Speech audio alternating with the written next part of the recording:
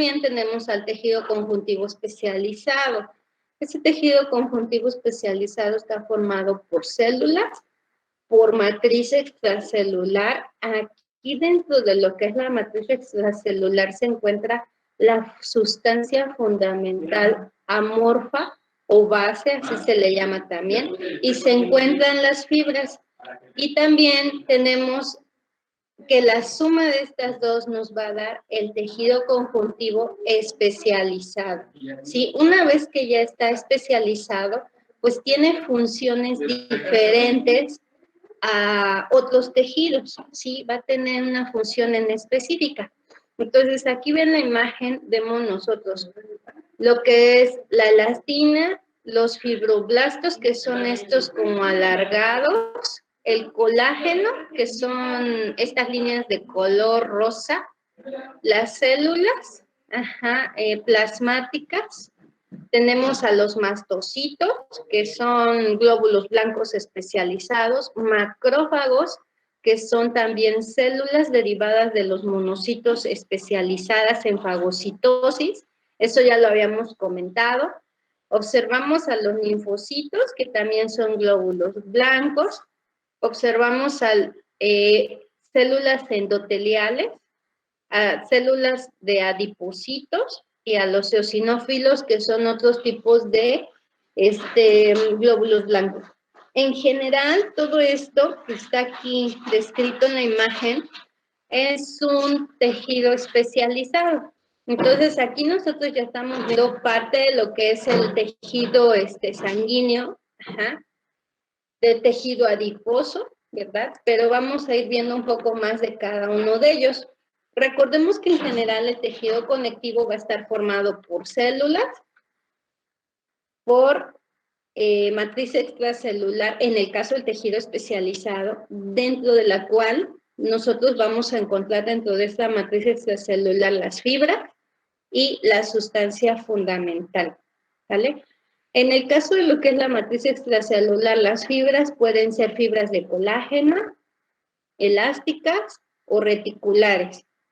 Y en el caso de la sustancia fundamental, pues puede estar formada por glucosaminoglucanos, proteoglucanos o glucoproteínas, ¿sí? Y las células, pues esto ya depende del tipo de tejido. Aquí tenemos que podemos tener células fijas o propias que son del mismo tejido conectivo, como fibroblastos, adipocitos, mastocitos, pericitos, macrófagos y células madre mesenquimáticas.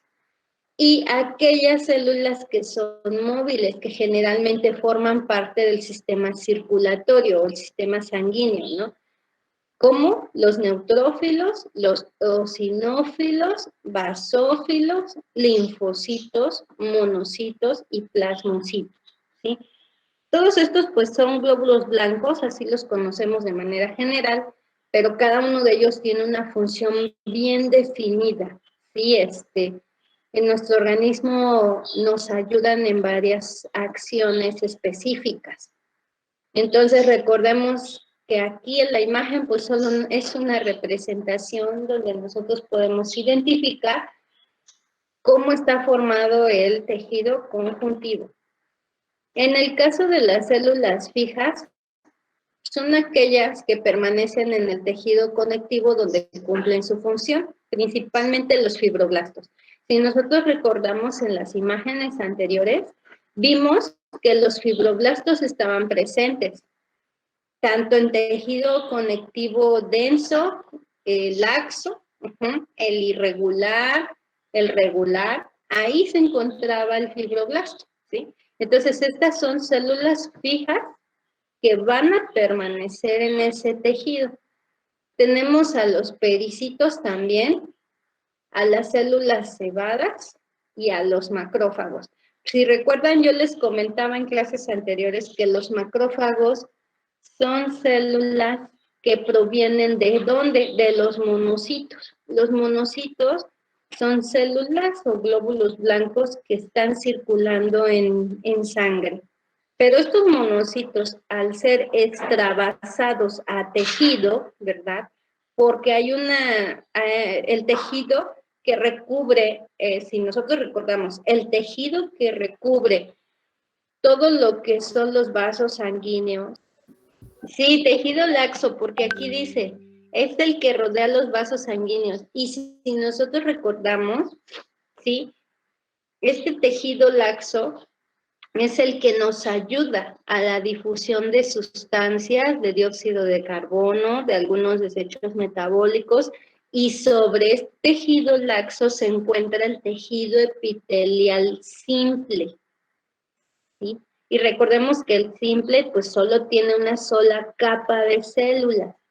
Entonces esas células nos ayudan a nosotros a que haya difusión no solo de oxígeno, de CO2, sino nos ayuda a que haya difusión también de pues sustancias o incluso los mismos monocitos. Como yo les comentaba, estos monocitos son células que están en la sangre, que pasan o atraviesan lo que es el tejido, están en tejido conectivo y atraviesan el tejido epitelial para llegar a otros órganos.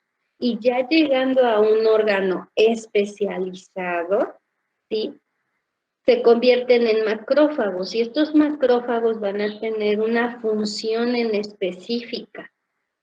Por eso me decían, pues si el monocito se va a hígado, se convierte en células de Kupffer. Si el monocito se va a pulmón, se convierten en células alveolares, ¿sí? Si el monocito se va a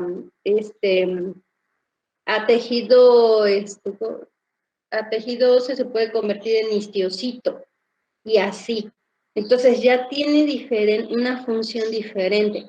Por lo tanto, los macrófagos son células fijas que van a estar en tejido conectivo y que van a cumplir una función especializada de ese tejido, ¿sale? En lo que es sangre, pues su función va a ser fagocitar, principalmente bacterias, parásitos, virus, para eliminarlos y que no nos causen daño o una enfermedad. Lo mismo va a ser en tejido. Si en tejido, si en algún momento llega algún parásito, alguna bacteria, también los macrófagos van a tener la función de fagocitosis, además de que cumple la función especializada del mismo tejido. Recordemos que las células del hígado pues, son diferentes a las células de pulmón, y entonces estos macrófagos son una de las células más, puede decirse, más moldeables que hay. ¿Por qué? Porque tienen esa habilidad de, en algunos casos y en varios libros lo pueden encontrar como que lo que hacen estos macrófagos es mimetizar las funciones de las células donde se ubican. ¿Y a qué nos referimos con el mimetismo? Es como imitar. Ajá. Imitan la función de las células que están en ese tejido, convirtiéndose pues en células de hígado, en células de pulmón, en células de riñón, en células de ojo. Entonces, por esa razón se conocen como células fijas. Y aquellas que son células móviles, pues son las que circulan en el torrente sanguíneo, que están en constante circulación y que tienen un tiempo de vida. Entonces, tenemos a la célula plasmática, al linfocito, al neutrófilo, al eosinófilo, basófilo, monocito. Y macrófagos ya cuando migran a tejido, ¿sí? Dentro de estos, pues, cada uno tiene una función especializada, pero ahí nosotros vemos las interacciones que hay entre los linfocitos para poder defender a nuestro organismo, ¿sí? Si nosotros vemos la imagen así, solo por observar cómo son las células, nos damos cuenta que, por ejemplo, el basófilo, el eosinófilo y el neutrófilo tienen puntos. ¿Sí los observan? Estos se ven grises, estos se ven como de color rojo y estos se ven azules, ¿sí? Entonces, por lo tanto, estos tres tipos de células se conocen como células granulares. El eosinófilo solo tiene dos, en algunos casos lo llegan a representar como si fueran unas gafas, ¿no? Unos lentes, porque solo tiene dos lóbulos.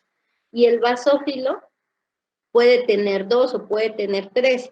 La diferencia que hay entre el basófilo con el neutrófilo es el tamaño de los gránulos internos. Si ustedes observan, estos gránulos son más grandes a comparación del neutrófilo, que sus gránulos son más pequeños. Entonces, estos gránulos en general que contienen enzimas que participan en la eliminación o destrucción de bacterias, parásitos, hongos, virus, ¿sí? Y todos esos son importantes